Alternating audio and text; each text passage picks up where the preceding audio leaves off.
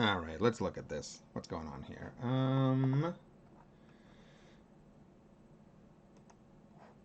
There we go.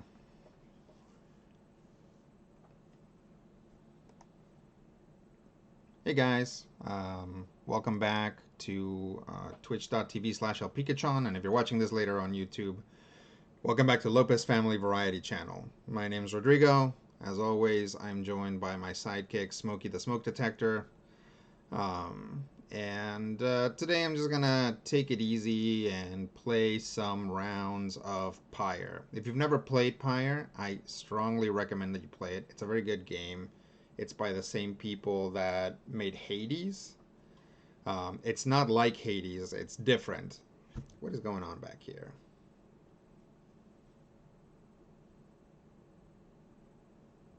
That's just gonna stay up. You're gonna have to live with it.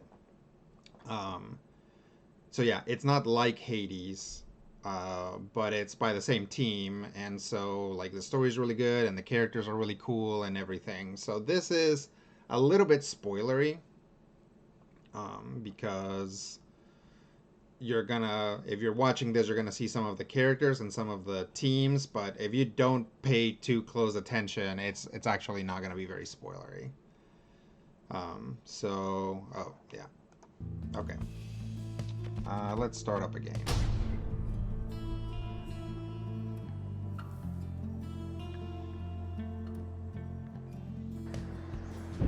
Welcome, exiles. You stand upon the nest of Triesta. You are gathered to conduct this rite. Try not to let the pressure get to you. Yeah, it's very dramatic. Nightwings, stand ready. So, I actually haven't played Pyre in a while. This is me saying, like, I haven't played Pyre in a while, so I'm going to be a little rusty. But I am. I'm actually super rusty. Also, I'm very tired, so it's probably not a good idea to play a game that requires, like, reflexes. We'll go with Sir Gilman. Sir Gilman. Tizo. And I need to get better with Jodariel and with like demons in general. Although, obviously, specifically with Jodariel, because she's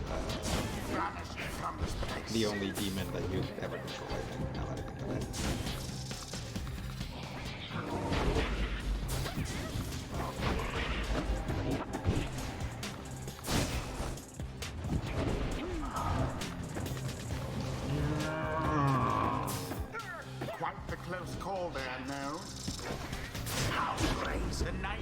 I gotta stop jumping. Yeah, this game is super duper cool, actually.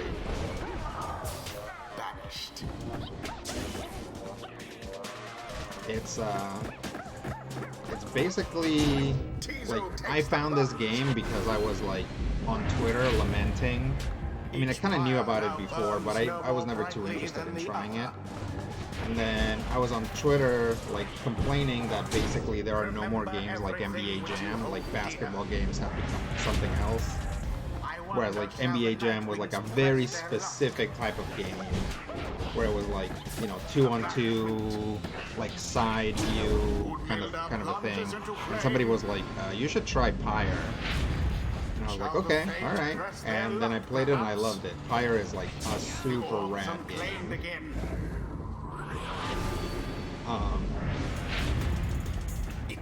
Like, as you can see, my team. Whoa, I forgot that would happen. Go.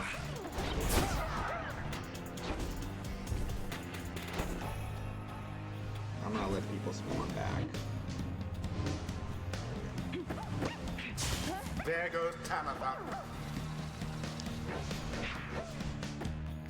Ego's gonna play offense over here.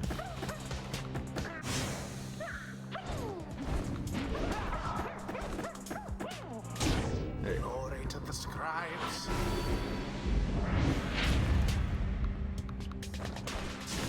That's what this is, Evil Fantasy B-Ball. It kind of is, yeah. And it actually has a really good story. It's basically like the game itself. So right now I'm playing like versus mode. So I'm just playing like individual like skirmishes. But the game itself is basically games like this, like surrounded by like a very good visual novel.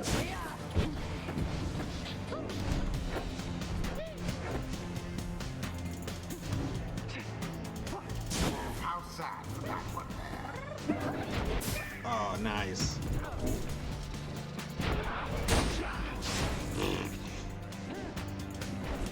Get him, Tizo.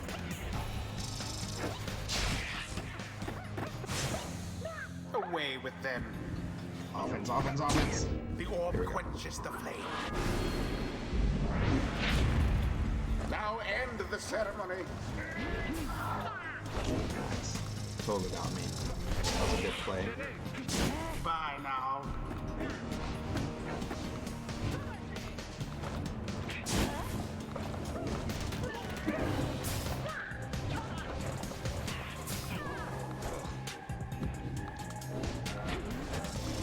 I forgot that Sir Gilman has like no aura whatsoever. He's like a rocket. He's just like smash. And it is done. The Nightwings prevail. A perfectly Salas. agreeable performance overall.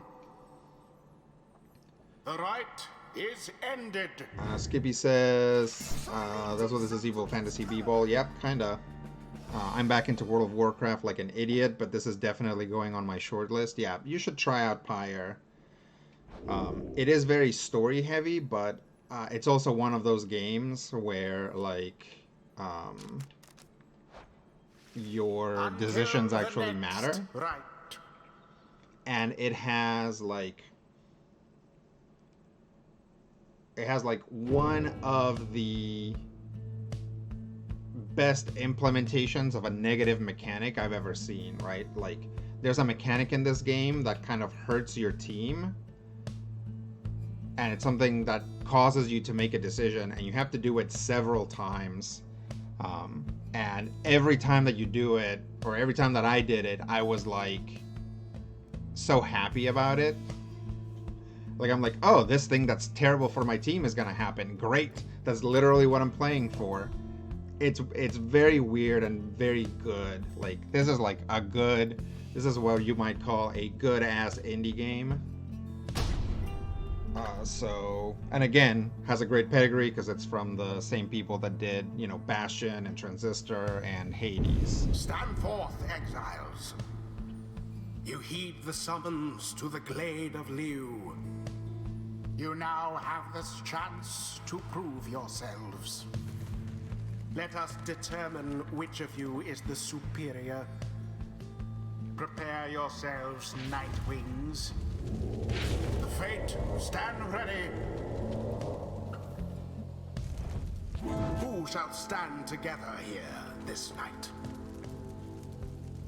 So, I really want to like kind of get good with Jodariel because like demons are very slow.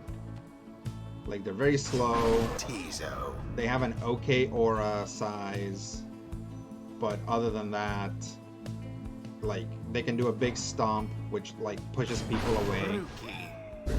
But it's like scoring with a demon is actually very difficult. Whoa, there's like no. Yeah.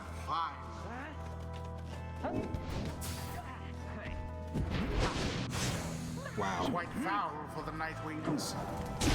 The Pyre has Yep, been there you go. scathed.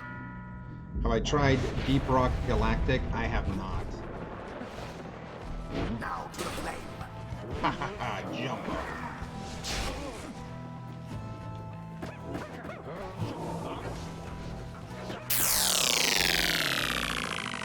What's happening there? Welcome back, Rodrigo, and also to your impressive beard. Thank you. Thank you. I appreciate the subscription. Yeah, I'm just doing my best over here. This beard is starting to get in the way too. So we'll see how impressive it is next time we see each other. It'll either be more impressive because I didn't shave, or it'll be probably gone. So we'll see. But yeah, thanks. It's nice to be seen. Like, you know, I'm not a full-time streamer. There's lots of stuff that I need to do. Like, I stream on my day off, which is Wednesday, but like pretty much every other day I've got stuff to do, and so sometimes that like spills over to Wednesdays and then I can't do it, or you know, Oh, you poor I get I suffer from migraines. Oh, get him, Jadario. Oh, yeah. So yeah, sometimes it's just migraine time.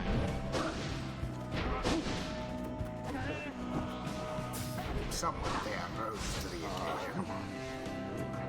That was a good move, though. A weak attempt, and You're yet not it doing hit the good. mark. The Nightwings seem to be falling behind. Let's get Tizo up here.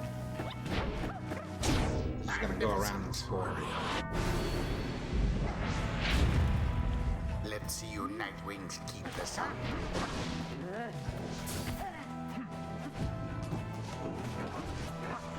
Oh, wrong button. Yeah, wrong button. Banished, one and all. 'Twas flung right in.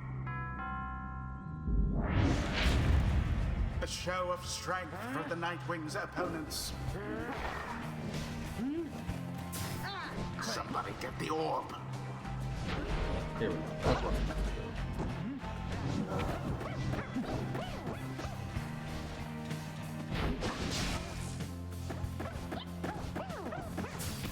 An interesting exchange.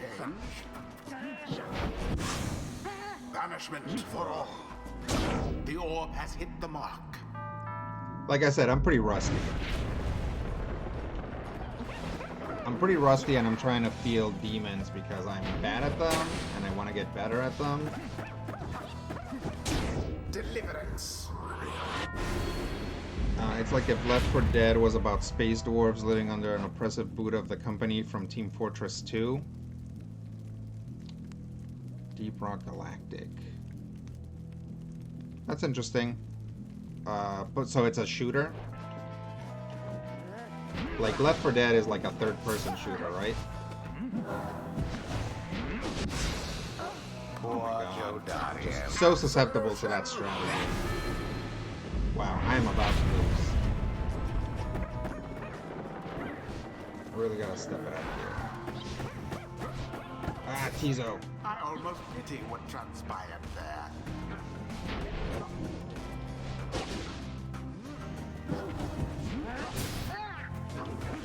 Definitely fell for it again.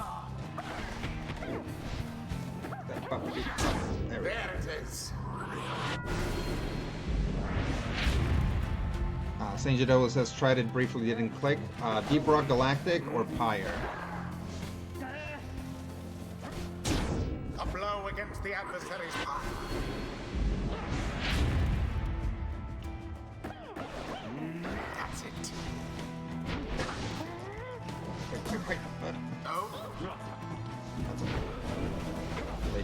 cover fire.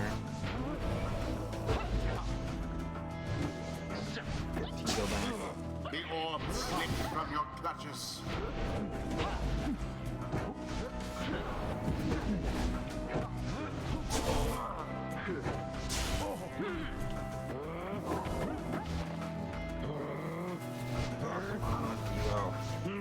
Pop him. Another banishment.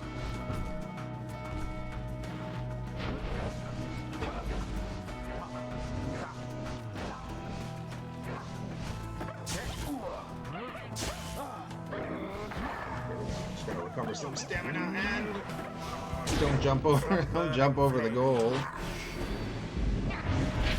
Yeah, Pyre's fun. More like that, and we are finished here. Normally, The stifled how is that legal?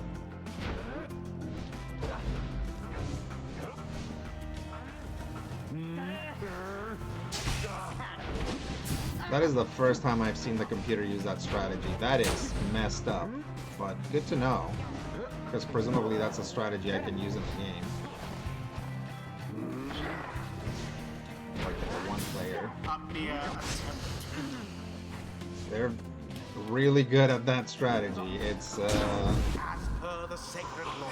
yep, I've got 3 points left. I don't know how many points they have, but it's probably more than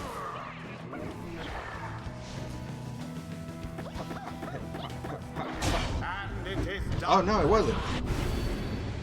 The Nightwings prevail. A narrow victory, That was yet yes, thank you. nonetheless commendable. The That fight was close. is ended. Squeaky kiki, what's he saying? Tizo is excited to have dealt the final blow against the adversary's Pyre. Good job, Tizo. Return to versus mode so that they switch Until up the their stars opponents. align.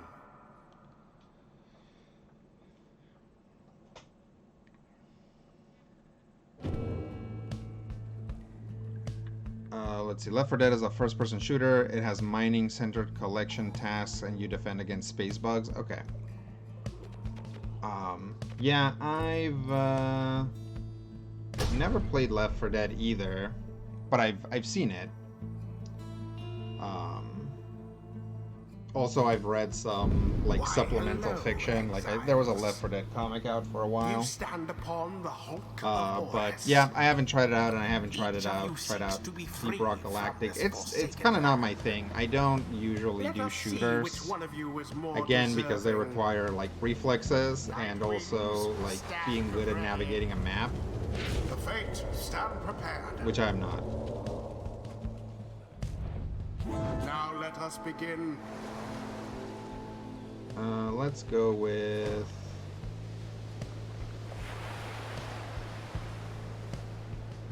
a. I mean, I'm just so much better with a fast team. Sir Gilman. Let's try and go all out for speed. Rookie. Again, I should Tizo. probably be playing Jodariel, but she's fine today. Alas for Rookie.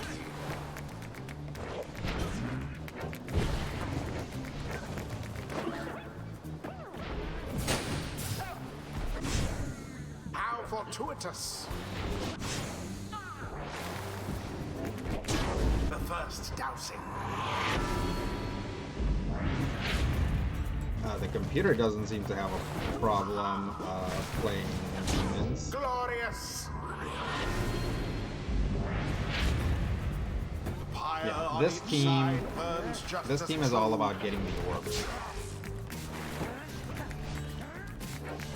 Like some teams are about like zapping other people. This team is not. Gilman banished.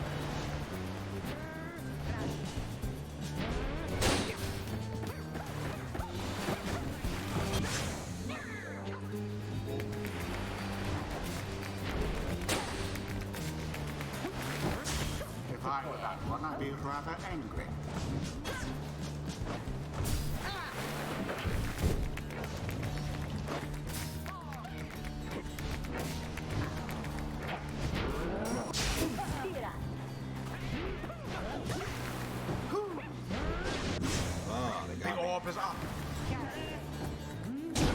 done with considerable precision. The Fate's Pyre now burns relatively brighter. Oh.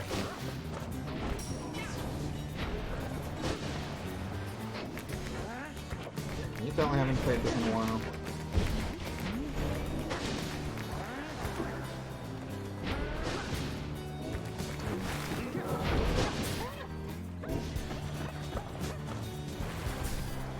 The orb.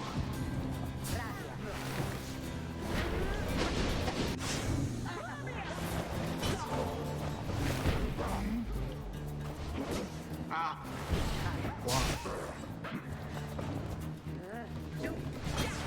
Puppy power. my word! Bask in the purifying flame. Yeah, a team that's all speed maybe is a good idea on paper. Wherever went old Orlek?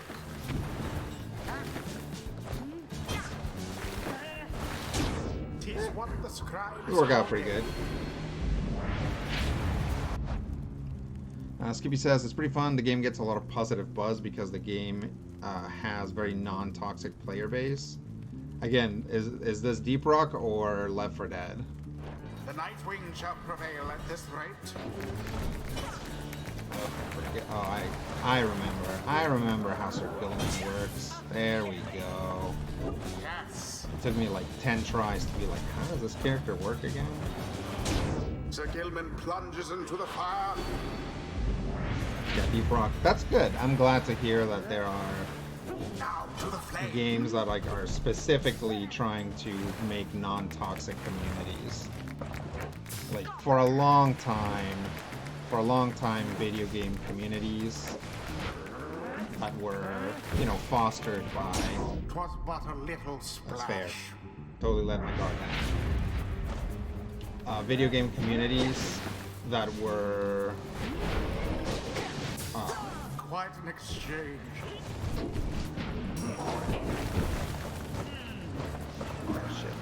Oh shit.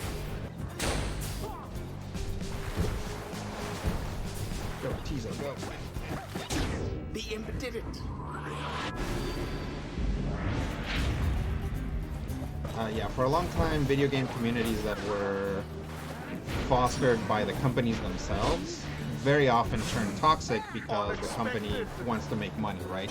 So they don't want to deny anybody Barely a mark against a that. place in the community. So people would be racist or whatever, and they just get a slap on the wrist.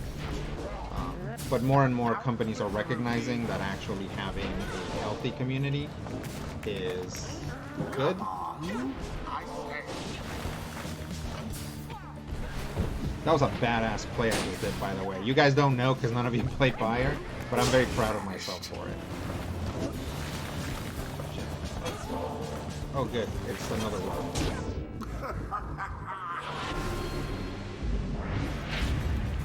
The rite is nearly ended. Out with the rookie.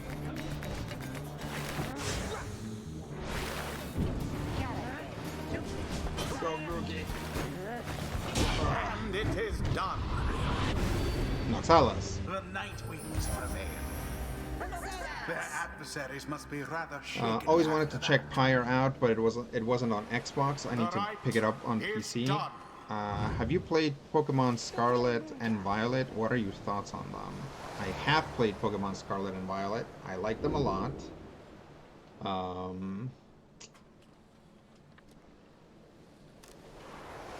I'm trying to... Yeah, so... They're interesting games. I played Until the Scarlet. next Right. And yeah, I enjoyed it. It's like they clearly put a lot more sauce into the story this time around. Like the story is pretty good, and weird, and I appreciate that. They basically went through and said, hey, what if everything you know about the way that Pokemon stories goes is wrong? So you end up, it's like the bad guy team turns out to be very like easy to empathize with, and it's like they are actually good guys in a way.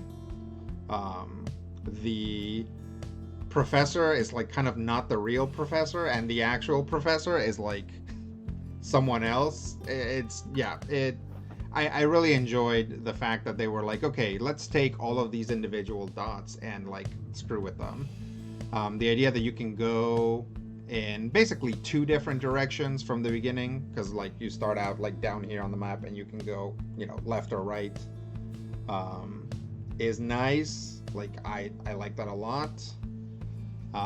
The new Pokemon are fun. I enjoyed those too. Does it have some problems? Yeah, it does, but actually most of the problems with Pokemon are usually don't bother me. I've seen some bonkers stuff that are like, here's why the graphics in this game look bad, and it's because like it's trying to like create draw distance for like miles and miles and miles, but still only like spawns Pokemon right next to you. Stuff like that. So, you know, it has its issues, certainly, but the game is good. They brought raids back, and the raids are much tougher, which is good because it makes you have to pay attention to a raid as opposed to just doing it like blindly, just bringing a strong Pokemon that is the right type. And of course, terastallizing is a big deal, and I enjoy it a lot. It adds a new wrinkle to the game, which creates like significant amounts of potential planning and gameplay. So like, yeah, if you're, especially in competitive, if you're playing against someone else, you don't know what their Pokemon can terastallize into. And terastallization does two things, right? It can either change a Pokemon's type so that they are resistant to whatever and strong against whatever, or if you terastallize into the type that that Pokemon is, it makes their ability stronger. So, you know, you're seeing stuff like Dragonite be a big deal because it's already a strong normal, like it's a strong type that gets like, or it's a dragon type that gets strong normal type attacks, and terastallizing it into a normal type makes those attacks super strong. So yeah, there's actually, it's a good entry into the Pokemon franchise, I think. You know, I think Pokemon fans tend to kind of go easy on Pokemon games. They're like, yeah, well, this kind of sucks, but it's okay. But I thought this one was very good. Like, definitely some lessons were learned from Sword and Shield, and they were like, you know what? We're gonna implement some good stuff, and a little bit of stuff from Legends Arceus, but I fully believe that Arceus and Scarlet and Violet's development overlapped. So even though Arceus had some stuff that was fun and a lot more interesting, or implemented stuff in better ways than Scarlet and Violet, I don't think it's because they were like, no, we're not going to use these lessons. It's because literally they were working at the same time and could only like draw so much from each other. So that's my flash review of Pokemon Scarlet and Violet. Sakurat says, the truly tolerant must be intolerant of intolerance. Yes, absolutely, 100%. Like, not to go all 100, just not to just like completely drive off the ledge here, but yeah, intolerance, fascism, and things like that are like are unfortunately parasites that thrive in a democracy, right? When you have free speech and you can say whatever you want, you can hide behind that to harm other people. And it's like, you're not going to take free speech away. That would be bad. So it kind of protects bad actors as well, right? So you have to purposefully and like directly be like, these are the things, like these are the groups that are being harmed by this language. Greetings, exiles. Here's what we're going to do about it. Oops. Welcome to the fall of Solium. Have you the fortitude required to prevail? We soon shall see who is the most deserving. Prepare yourselves, Nightwings. The Fate stand ready. Who shall strive for freedom? Yeah, in the versus mode, you can do stuff that you can't do in the game. Like, in the game, you only get one of each type of unit. Except for human, you get 2 humans. Oh dang, Pyre time. That's right. It's time for Pyre. Thank you, Horsepoint Mine. I really appreciate your subscription. So yeah, this is the versus mode. So it's a little spoilery. If you're worried about spoilers, then sorry. Let's go with a super fast team Sir again. Gilman. Rookie. Tizo. Begin.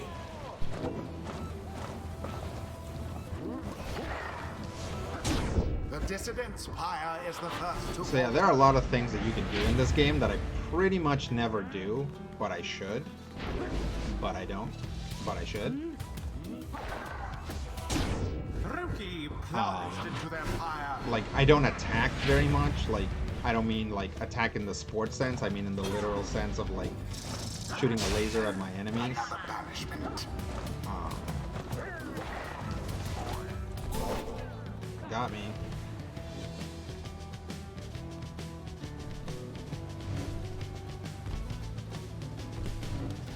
Gilman's back.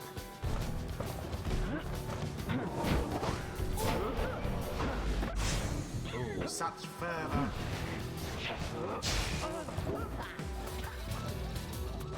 Yeah, again, because these are very like The flames. it's of weird. freedom. It's hard to talk about because there's like sports offense and there's like again shooting a laser type offense. Oh, So it's like when I say that this team is very offensive, it's like it's actually a team that's fast and you know revolves around getting into the goal.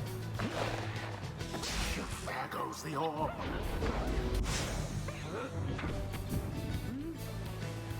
I don't mean like this is a team that can do a lot of like killing, you know, like get kills to Doused get the people out of the way. adversary's flames.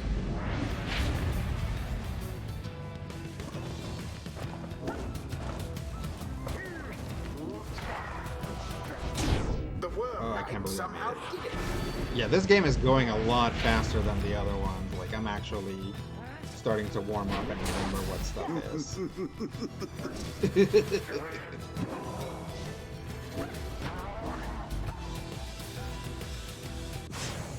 Ooh, Why, good that's rush. all of them. Yep. Well, I Nothing I dare could do say. there. Let's see. Horsepoint One says, I always thought it would be fun to run a 4E game with a premise influenced by this, pro bending from Korra, etc. Combats are sports matches. Yeah, you'd definitely have to introduce some new mechanics or take things that already care about other mechanics and tweak them. Like, I get the idea of like running a tactical game, except it's sports, but for D&D 4E is so fighty. Like what it cares about is killing other things, and it has movement, and it has you know, it has good rules for tactics, but you would have to do a lot of homebrewing, I think, to get it to a place where it would feel satisfying, and get it to a place where like it wouldn't just be like your players being like, okay, well, clearly the easiest thing to do is just to like maul our opponents and then just like score a bunch of times once they're incapacitated, right? Manly banished. Oh Oh, my god. Oh, Grookey. Oh, Grookey. Okay. Let's bail on this.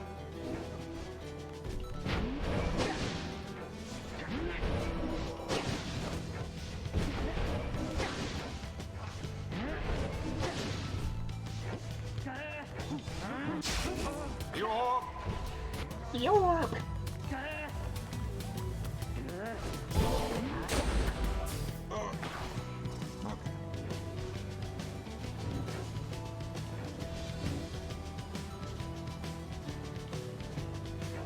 I mean, that said, yes, it would be super rad to do something tactical that's like a sport of some kind. And I guess specifically pro bending is about knocking people back. But again, because 4th edition is balanced around damage, like there are classes that are just much better, or builds that are just much better at pushing people around.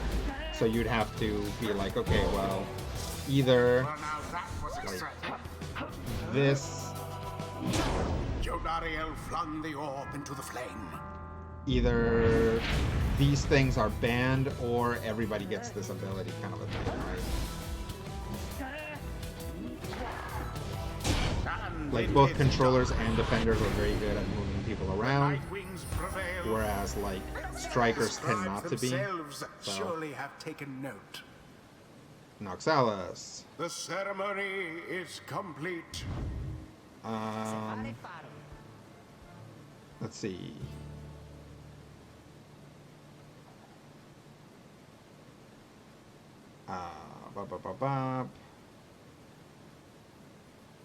Sakarat says, I do like the balance of losing a character if you've scored. Yeah, you can actually score by like throwing the ball in, and then you don't lose a character, but you get fewer points. You get like 5. You subtract 5 fewer points from their Pyre. So I don't know if you noticed, but like, or if you were here, but in one of the matches, the computer was doing that a lot. Like any time that they got clear, even though they could have just ran it in, they were like alley-ooping it in, because that way you don't lose a player, right? I keep doing it where I lose a player because A, you get more points, and B, I'm like playing these like fast, aggressive teams. But that's another thing that I need to get better at, is throwing, just like throwing the ball in general. Yeah, 40 might not be the right one. Yeah, I mean, there's something out there, I'm sure. Sakarat says Pathfinder 1E has a bunch of, or first edition has a bunch of rules for gladiator combat. It can take a lot to balance it, sure. Horseman says you could introduce narrative consequences to that. Your team gets a bad reputation, but then you're kind of hamstringing the tactics. Yeah, like that's the issue, right? It's like a game wants to do what it's designed to do, and so when you are, if you change things, if you're like, okay, you have to like you have to prioritize something else, then it can cause problems, right? That's something that I thought about a lot when I introduced the Lord Kensington rules, right? Because it became clear very quickly that unlike most D&D games, skills were actually very valuable, right? Skills in general, like if you played 3rd edition, there are skills that were like godlike in what they could do, and skills that were pretty much useless, right? Just all over the place. But in 4th edition, they were pretty much all of them just kind of useful. Purposefully, like skills were just a thing that was kind of useful. But the introduction of the Lord Kensington rules and like having big impact on what happens attributed to skill challenges made skill challenges a lot meatier. And so whereas in a regular game you wouldn't care to take like skill, expertise, or whatever Until the stars align.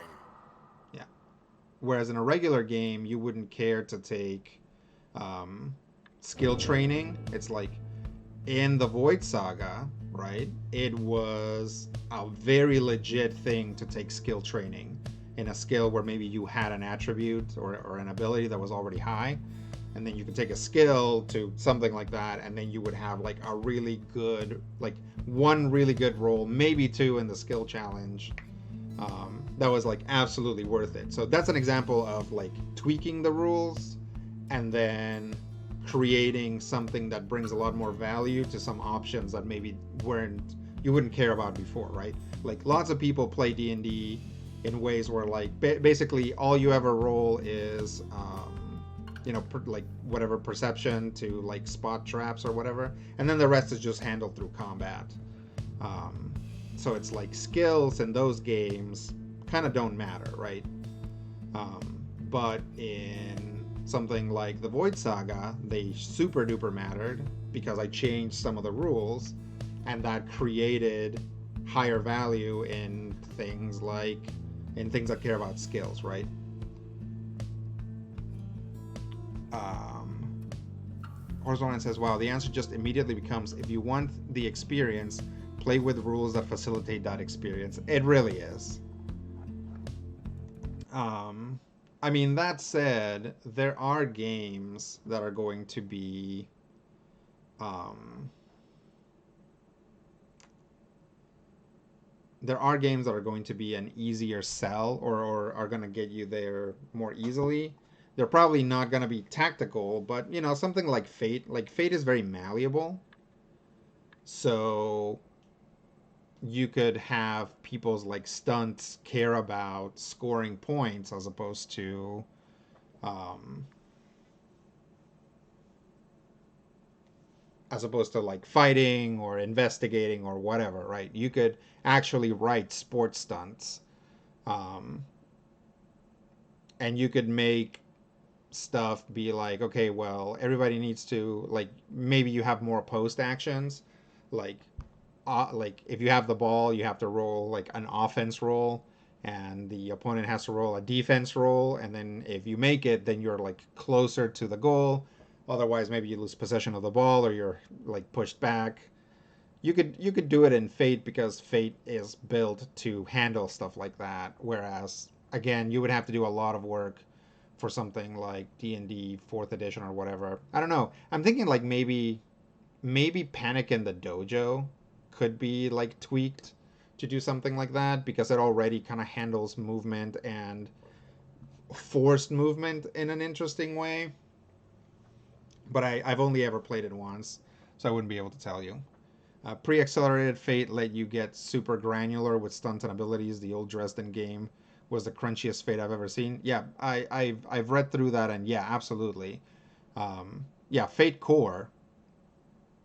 Yeah, I'm talking about Fate Core. Fate Accelerated is good for certain games, but it doesn't like because it's so easy and straightforward. It like doesn't allow you to care about certain things, or you as a game master have to like create a lot more structure around it. Fate Core has that structure. Fate Core, right out of the box, plays like a regular RPG, right? So you can do it with Fate Core. Just like you have to, like you would have to basically write your own game, right, around Fate Core. Like if you look at the abilities or the skills in Fate Core, like you would have, like you can't just have athletics, right? Because it would be like that's the only thing you would ever roll if you're making a game about sports. So you'd have to break up the things that you do in a sport into multiple abilities and put those in there and maybe give them additional functionality outside of the game, like outside of the game within the game. So, yeah, it's possible. Horse Online says, dang, now I'm going to write a sports hack for Fate. Yeah, go for it. Yeah, it's kind of wild how crunchy you can push Fate to be. You really can. And Fate will support it. Like, it's again, your people are like here, like just breaking their butts, hacking Dungeons and Dragons, and it's like Fate's right there. Like Fate is like a little kit, right? It's like if you're hacking Dungeons and Dragons, you're taking a thing that's already built, like cracking it open and getting into the guts, and the guts don't want to get out. Like Fate is a kit. Like Fate, you can just get your little kit, put in whatever you want, turn it on, try it out. If it doesn't work, put in other stuff, and that's it. That's what you need to do. But yeah, it's like people are just more familiar with D&D, so that's what they keep going to. My juke skill is crazy, and dunking was my dump stat. Yeah. Um, I don't know. Let me see.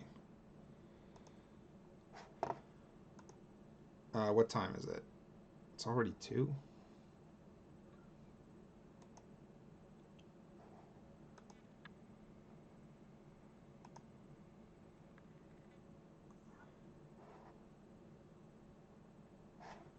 Ba, ba, ba, ba.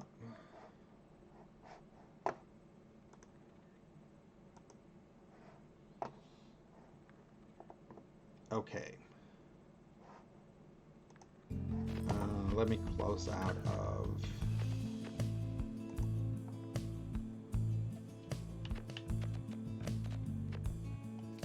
this. We'll quit. Okay. Oh, that looks awful. I wish I hadn't done that on this screen. Look out, it's bright! Hope nobody had a headache who was watching this. Okay, so... like skills... and...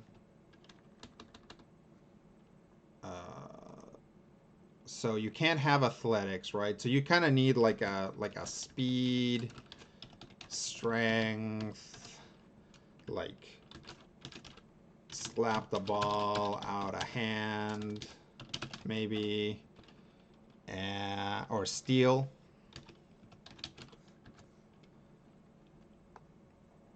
Can you guys even see that? Do I have to get closer?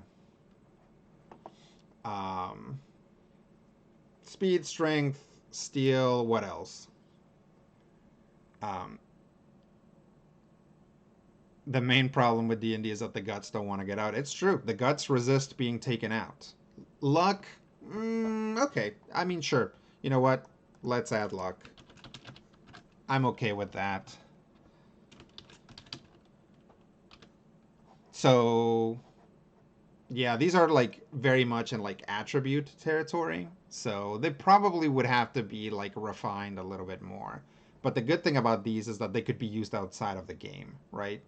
Outside of the game within the game. So your strength you could use to hit people with, and your speed you could use to like dodge attacks or whatever. Shoot. Assuming that it's some ball-based game. And the same thing with this. This can just be general accuracy. So I guess, yeah, it could just be like accuracy. Right. So, yeah, you could do it. And that way, when your athletes inevitably end up outside of the game and have to defend themselves, they have all of these like physical and, I guess, as luck is concerned, supernatural abilities to get themselves back out of trouble. Right. So you could do it. You could definitely do it. Like Fate Core wants to have like something like 16 or 18 abilities. So like on top of these, you could just have like accounting, like noticing things, you know. And it's like, I mean, you could make this like awareness, and use that in the game too, right? And again, in the sport as well, right? Because being aware of your surroundings is important. So yeah, you could totally do it. Finesse sounds more fun than accuracy. Is that what it is? Kick. Performance, yes. Performance for when you get fouled and you have to convince the ref that you are like really badly injured. So yeah. And then, you know, you can have stunts.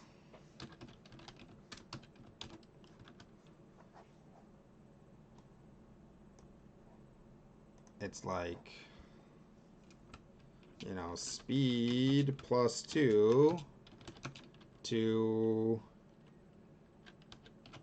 overcome, to like, what I want to say, opposed overcome rolls, right?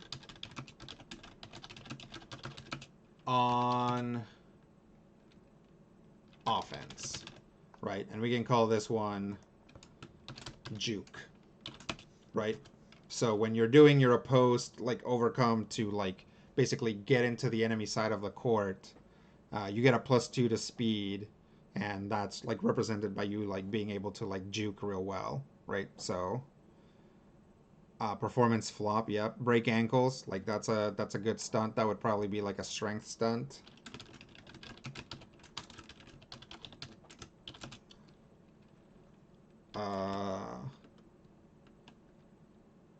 It would probably be something like when you attack an opponent,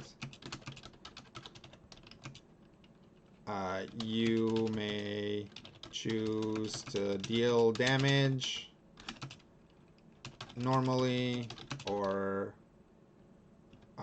put the what is it called? Aspect.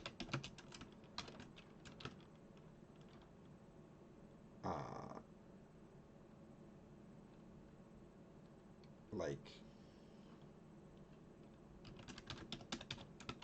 busted with an additional free invoke. When you attack an opponent, you may choose to deal damage normally or put the aspect busted with an additional free invoke. Yeah. We'll say when you successfully attack.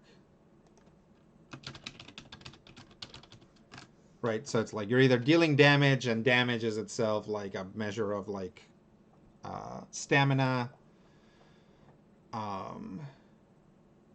or you can like basically like slam them with an aspect that is going to like net you ongoing value, right? Because every time you go up against that character, you can tag that aspect now. So yeah, stuff like that, you could totally do it. Again, you'd have to change some stuff. You would have to work out mechanically how you score and how you move through the game, and then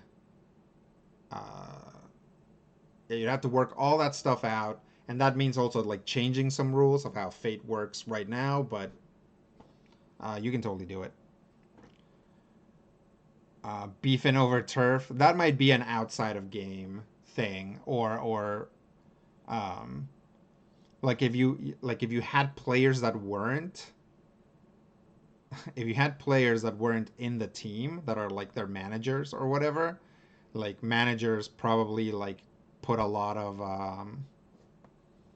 global stunts not stunts global aspects into play, and one of them probably could be something like home court advantage. Honestly, home court advantage would actually just be a an aspect that is always on for whatever team is in their home court, right? It's like, so when you write down the aspects for the scene, is like, low quality court, loud fans, home court advantage, right? Like those would be your stunts that you put in as the game master before the players maybe add some of their own. When other players in your zone, and you get a bonus to forcing them out. Oh, I see what you're saying. Like I see what you're saying. Um, Horseman Man says the mech game Armor Aster has some characters who are pilots and some who are like mechanics and scouts. You could adapt that structure to have some players be players and some be the manager, the coach, etc. Yeah, it depends on how many players you have, right? It's like if you only have 3 or 4 players, you probably want them all to be on the court. But if it's a game like Pyre or like Pro Bending, where you only have 3 players at a time, then yeah, you probably want one player to be either a manager or coach, or what are they called? Like, uh, is it manager? Like the people that like tend to the players and like wrap their ankles and stuff like that. Um, like an equipment manager, maybe. A referee, probably not. Like, if you're playing a referee, you're actually playing a different game. Um, yeah, team manager, yeah. So, yeah, then you could probably do it that way. You would probably have to, like, if you want all the players, if you have 5 players, but it's only 3 players at a time, and you want to have 5 players playing players, then you probably need to introduce like bench actions, like things that you specifically can do from the bench, or things that you can maybe specifically prepare ahead of time that will click on no matter what, right? Like if you have one character who's like the captain and they're not always on the field, like the captain can probably do stuff outside of the game in training the other players, and then those bonuses will apply even when they're not on the field, right? So yeah, you can do it. You can make a sports game out of Fate. Probably a lot easier than you could with anything D&D. All right.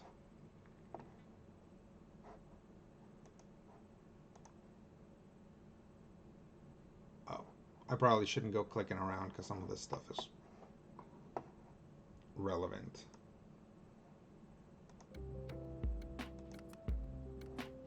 Okay.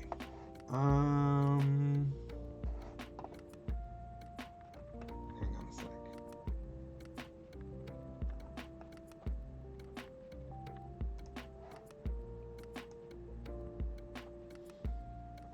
Let me figure out what I want to do. Concept proved. Yep. Yeah.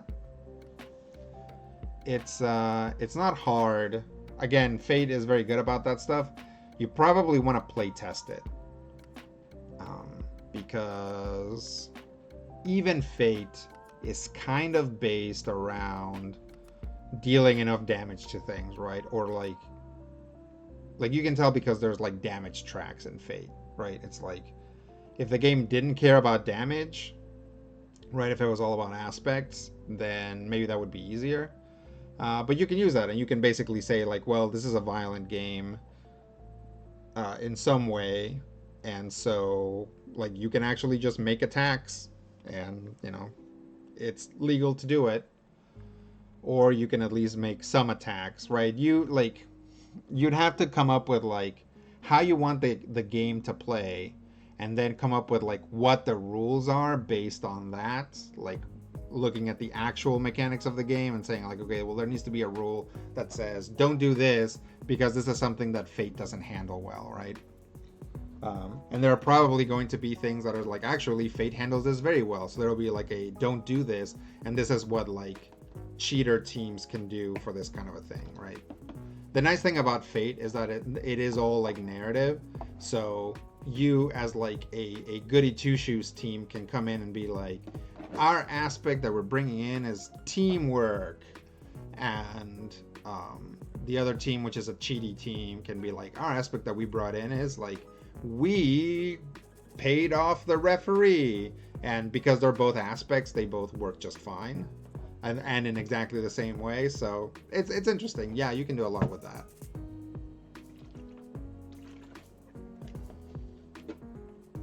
Blades in the Dark. I still haven't read Blades in the Dark, and it's kind of because I can only have so many like RPGs in my brain at one time, and right now I have Actum Cthulhu, Exalted, and Lancer because I'm running Exalted and Lancer games as well.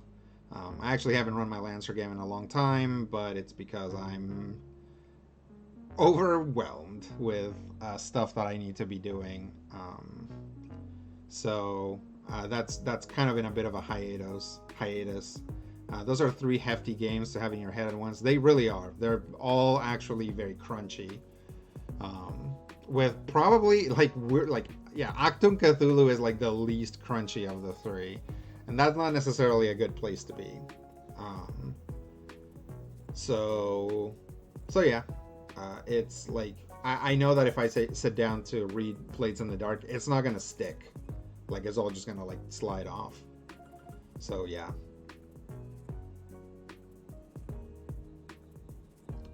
I agree though, Skippy. Forge in the Dark would work for a sports game. Lots of cool team moves. Okay. Skippy says, Blades has a cool system of clocks, which are just circles with slices that fill up as actions happen. Can represent goals, dangers, or other impending things. Yeah, totally. Yeah, I'm familiar with clocks. Like that's actually probably been the Forge in the Dark games like biggest contribution to modern RPGs. Is like a formalization of clocks, right? It's like we've been using clocks for a long time. Like I know that before clocks were clocks, I was using, as like giving players like, here's how much time you have, and you can take actions towards filling like multiple things, but if you don't manage your time correctly, like none of them will happen, right? So you have to prioritize.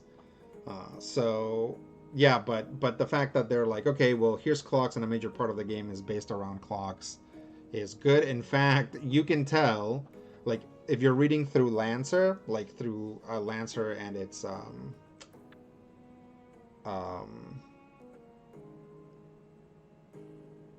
through Lancer and its supplements, you can tell the point where like Tom and Miguel started reading Blades in the Dark, because all of a sudden clocks like blah, just all these clocks, And I was like, okay, yeah, you can tell that they were like, wow, this is a good idea. This should be in Lancer. And so some of the ladder supplements have significant clock presence. Um, the other big thing is you can take stress to retcon your way out of a bad stuff, but your character takes penalty and stresses. Yep, I think it'd be fun for some fantasy sports, totally. A Forged in the Dark sports game would probably focus less on individual moves, but more on like plays. You have to roll to advance the play, and each match is made up of like 5 or 6 plays. Yeah. The skill challenge track is functionally 2 clocks. Sure, everything's actually clocks. But yeah, absolutely. Especially because in skill challenges, like each move usually is worth a certain amount of time, right? When it's like Fast and Furious, you don't think about it too much, but there's definitely skill challenges where I was like, okay, each of these rolls is a day that you guys spend doing this, right? So not only does it have that meta time aspect to it, but it has in-world time attached to each unit. So yeah, totally. That's a good point. So yeah, good times. All right, I think it's a good combo, but we're gonna wrap it up here soon.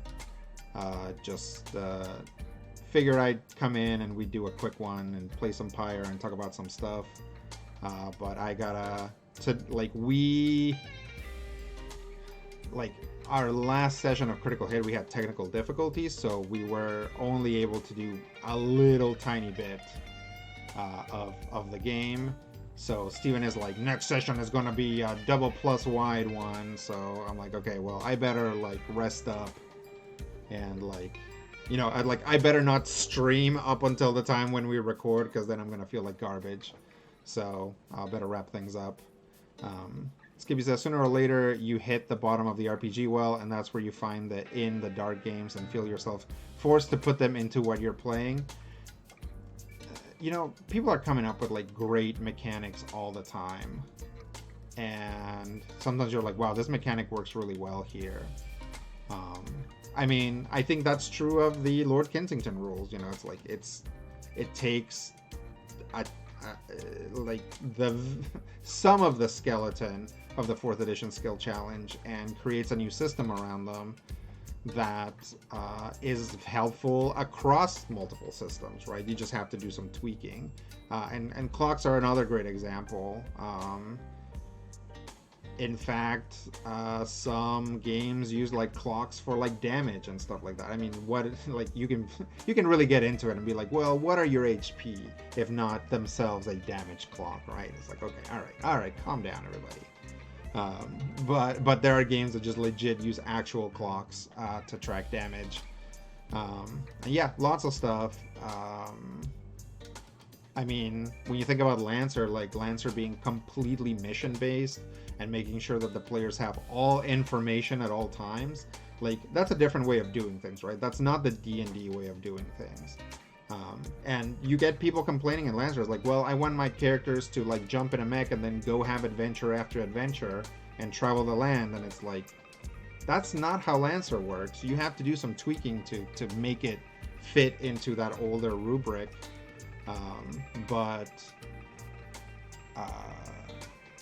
So right, like that mission-based idea, again, not brand new, not something that Lancer invented, but a structure that benefits Lancer, and it's strong, and it like allows it to create a leveling system that is like fun and interesting, but that works against, you know, normal or really traditional ways of playing.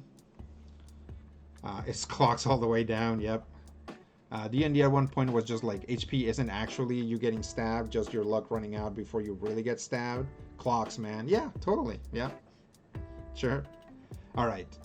Well, thanks for talking to me about clocks, guys, and thanks for helping me create the like absolute lowest amount of ideas for a sports-based Fate game.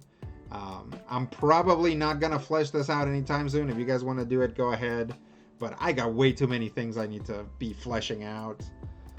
So if you need to, here, hang on. Where's my browser? Here, if you need to, let me wrap it.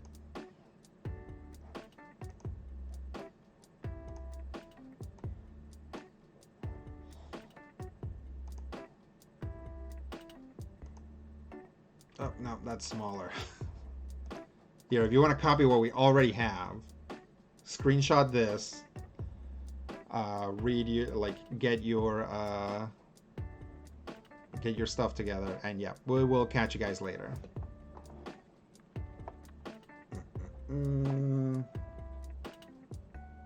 Where's my end stream? Why is it not at the very end? Oh, here we go. Thanks, guys.